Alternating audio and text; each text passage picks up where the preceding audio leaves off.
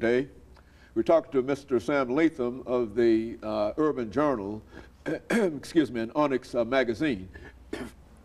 Excuse me, and of course, let's see if we can pick up where we left off last time. Okay.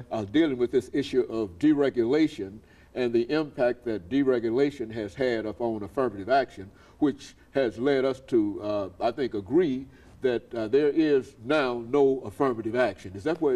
No affirmative action and no set-asides anymore.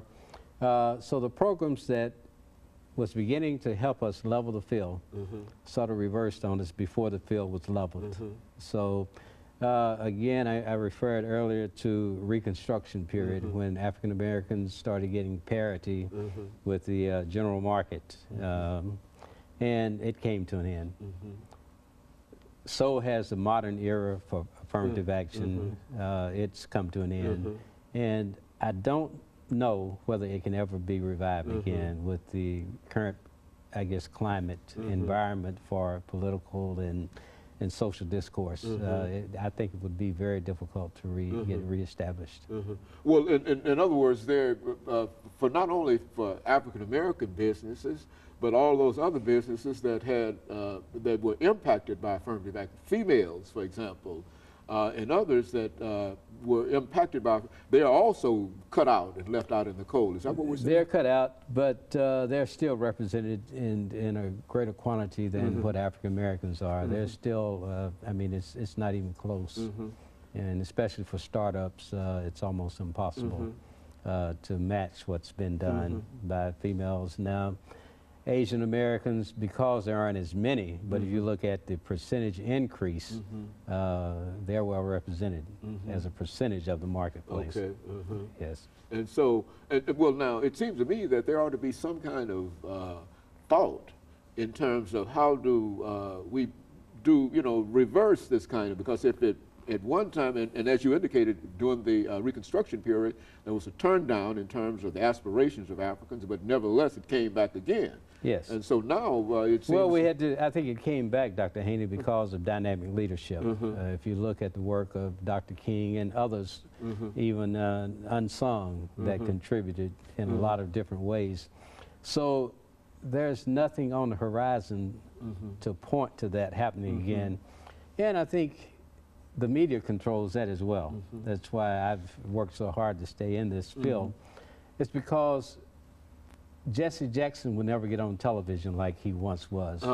If King lived in this era, King's, I guess the work that he's doing, or he had done, would never be exposed to the public because they found out they can control the message. The message, Yes, if you're not on television, if they don't see people being attacked by the dogs and the fire hoses, then nobody knows about it. Out of sight or out of mind. Correct. Is that essentially what we're talking about? Yes. And that seems to be a very, very dismal kind of prospect, looking toward the future. What about education? Can we do any? Can anything be done in reference to it? Well, to use an old Jesse Jackson phrase, instead of turning on each other, we turn to each other. Okay. Now, we have the means. Okay.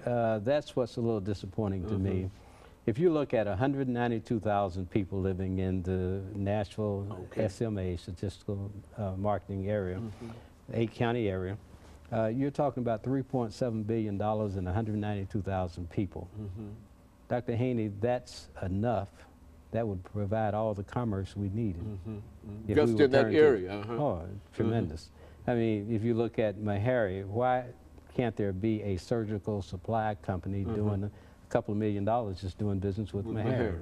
Okay, so if we look at the services needed and that we would sort of rely on a natural market, if we say African Americans natural market, and we're not talking about racism, we're talking about racial pride, then we could solve our own problems if we have control of our own financial institutions. But you know, the things that you articulated now are not generally heard. And I guess you might say that that is because we don't control the methods of publication other than your newspaper. And of course, you're doing a lot, but if you are in a situation where you are the only voice, and there are not that many voices outside of the Urban Journal. Yeah, and I think that